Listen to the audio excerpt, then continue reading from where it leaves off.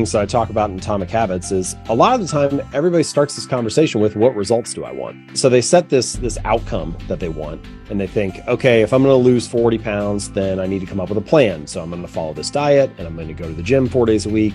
And so we have the result that we want and we got the plan for achieving it. And most of the time the conversation stops there.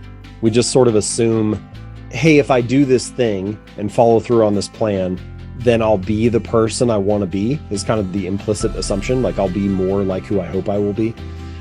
And my argument is, let's flip that on its head and start by asking ourselves, not what do I want to achieve, but rather who do I wish to become?